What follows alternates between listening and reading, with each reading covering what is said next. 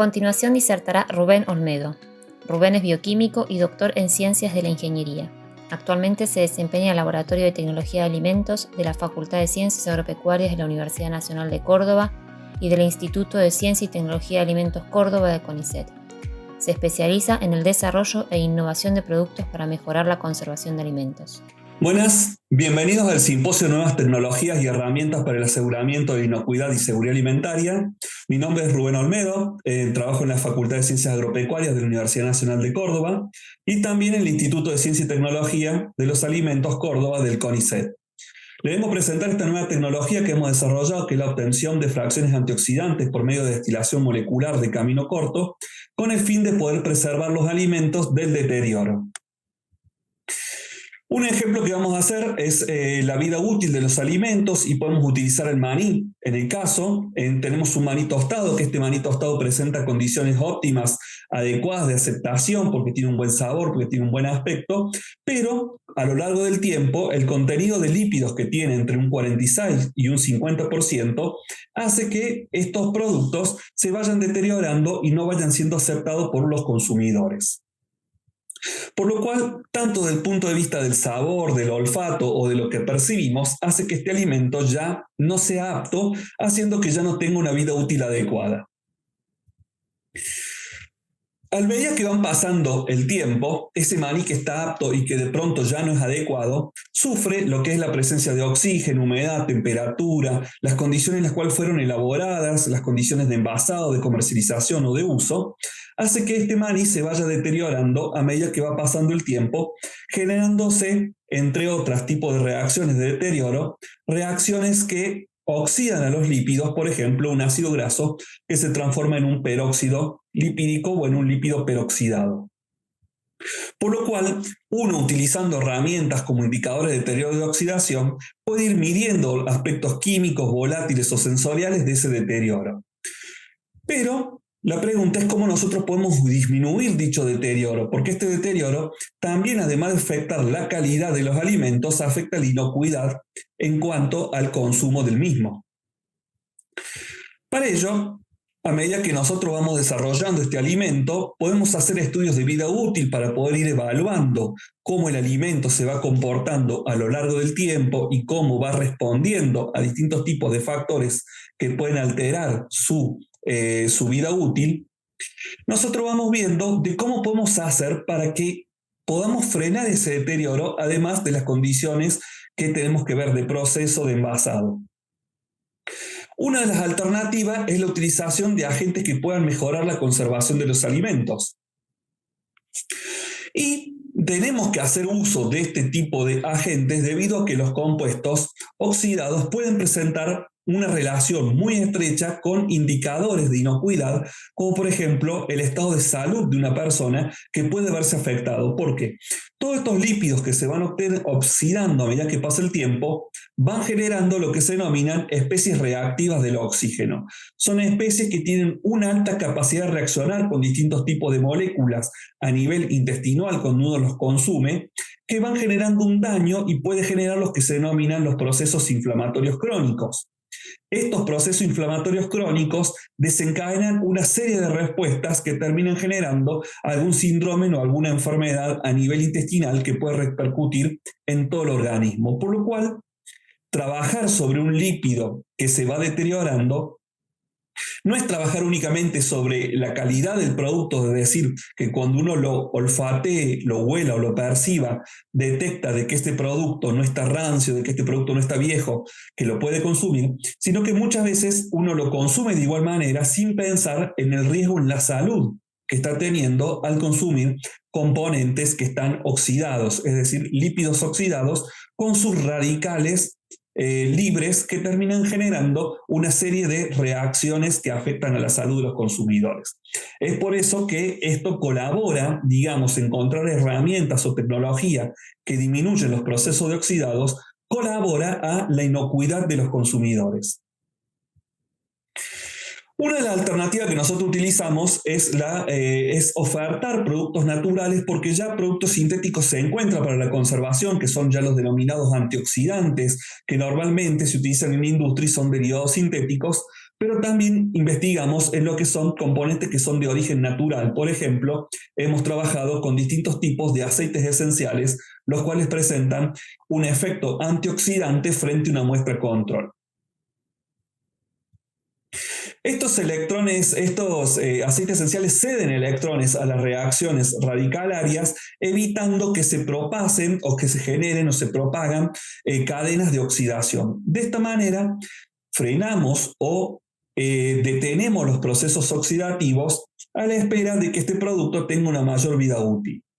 Ahí vemos, por ejemplo, que el BHT es un antioxidante de referencia muy utilizado en la industria de los alimentos, y ahí tenemos, por ejemplo, el aceite esencial de orégano que presenta Carbacriol. Ambos antioxidantes funcionan de manera similar porque ambas presentan un hidrógeno que se puede desprender para bloquear la propagación de la oxidación. De esta manera, los radicales que son muy reactivos se estabilizarían en una forma no radicalaria y no prosperaría la oxidación. ¿Por cuánto? Por un tiempo, porque cuando se agotan estas moléculas antioxidantes, el proceso de oxidación reinicia. Y ese tiempo extra que nosotros le damos al alimento es un tiempo extra que gana de inocuidad dicho alimento. Así hemos probado, por ejemplo, los antioxidantes en aceite de girasol, en maní, en este caso, perdón, esto es un maní frito, porque también lo probamos in vitro utilizando girasol como una fuente de oxidación. En este caso hemos probado a maní frito con distintos aceites esenciales. Ahí vemos en rojo que dice Fried Peanuts, es maní frito control. En azul se ve, por ejemplo, el maní frito con BHT. Después tenemos en amarillo muy claro el maní frito con laurel, maní frito con orégano en verde y con romero, que tiene ese reloj en color gris.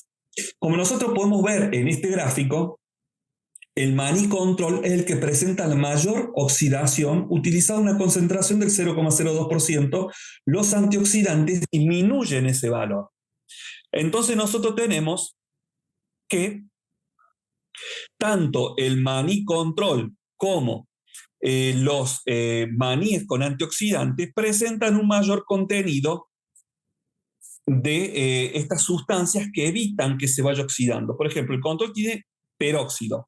Todas presentan peróxido, es decir, que todas han sufrido un proceso oxidativo, pero la particularidad es que cuando vos pones un agente antioxidante, él disminuye los valores de peróxido. Entonces acá nosotros podemos ver que estos antioxidantes en un maní frito protegen, pero la diferencia es que los antioxidantes de aceites esenciales tienen una mejor protección del maní con respecto al control, pero no es tan eficiente como el producto que tiene BHT. De esta manera, el maní con BHT presenta un mejor estado de antioxidante, un mejor estado de oxidación con respecto al control y con respecto a los que tienen aceite esencial.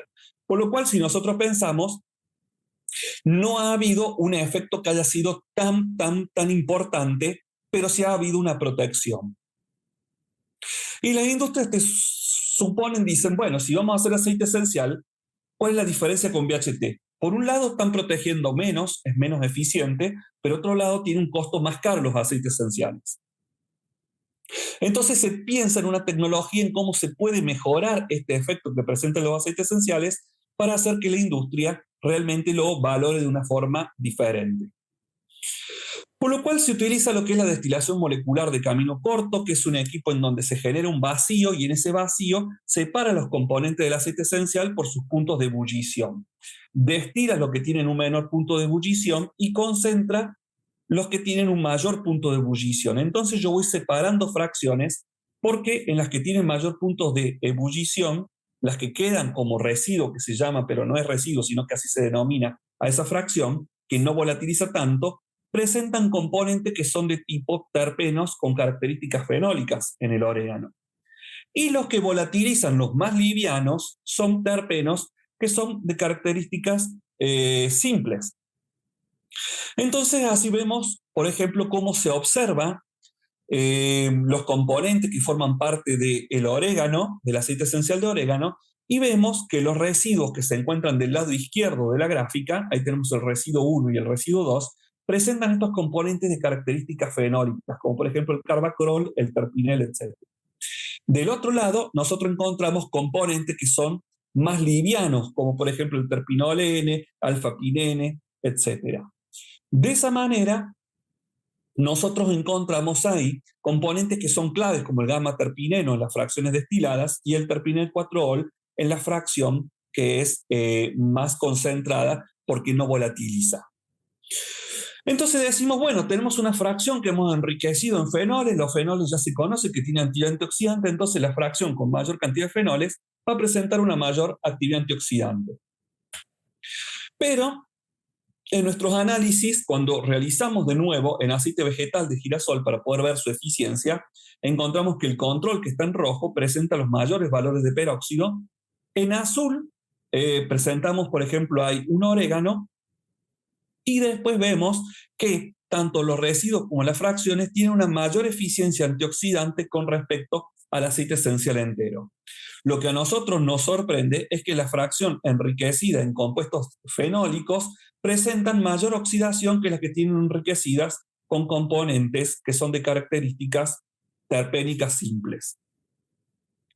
Entonces, eso a nosotros nos presentó una dificultad porque suponíamos que concentrar los fenoles en una fracción no iba a dar una fracción con mayor eficiencia, la fracción con la mayor eficiencia antioxidante, pero no. Lo que hemos observado es al revés de lo que realmente se esperaba. Entonces, empezando a indagar y trabajando con otros grupos del extranjero, de Italia fundamentalmente, hemos visto que los fenoles y los terpenos más simples actúan de manera diferente sobre la oxidación de los alimentos. Los fenoles con un mecanismo que se llama chain breaking antioxidant, que es decir, romper la cadena de oxidación, la propagación, pero los terpenos incrementan las reacciones de terminación de las cadenas, es decir, ellos atacan sobre el final para que no haya radicales libres. Son dos mecanismos separados, son dos mecanismos diferentes, pero evidentemente el funcionamiento de los terpenos simples fue más efectivo a la hora de frenar la oxidación que una fracción enriquecida en fenoles. Entonces teníamos una cinética diferente, teníamos la teoría de densidad funcional de energías en terpenos no fenólicos que estuvimos trabajando, por lo cual terminamos publicando un artículo en donde comentábamos en esta revista Food Chemistry sobre esta tecnología y cómo esta tecnología generó una fracción que no habíamos que no teníamos una suposición, por así decirlo, que sería más eficiente, sino que nos habíamos concentrado en los fenólicos, cuando en realidad la fracción que nosotros no lo asimilábamos como la más importante, se tornó la más importante. Por lo cual, ahí ya estaríamos en condición de mejorar la eficiencia antioxidante comparado con un antioxidante de tipo sintético. Pero lo que tenemos que ver es que pueda llegar a manos de la industria este tipo de tecnología o este tipo de función, para también poder asignarle a las distintas fracciones que se obtienen de destilación molecular distintos tipos de propiedades o usos. Es así que nosotros llegamos con este tipo de tecnología a lograr una patente tecnológica que ya está registrada entre el CONICET y la Facultad de Ciencias Agropecuarias, previo a haber estado trabajando con grupos del INTA, por ejemplo, Villa Dolores, lo que es el aprovisionamiento de material vegetal para poder hacer los aceites esenciales y distintas variedades. Se ha llegado a esta patente tecnológica de obtención de fracciones antioxidantes de aceite esencial que se obtienen por medio de destilación molecular de camino corto. Ya se encuentra patentada esta tecnología y ya provisiona o provee a las industrias de un nuevo componente que puede ser utilizado como ingrediente alimentario, porque a su vez de ser natural puede conferir aroma, sabor y también una protección para disminuir los riesgos de falta de inocuidad en un alimento. Bueno, eso es todo lo que quería compartir con ustedes. Muchas gracias. Ahí nos pueden seguir si quieren en un Instagram que tenemos de seguridad alimentaria, donde compartimos normalmente investigaciones relacionadas con la inocuidad de los alimentos. Muchas gracias.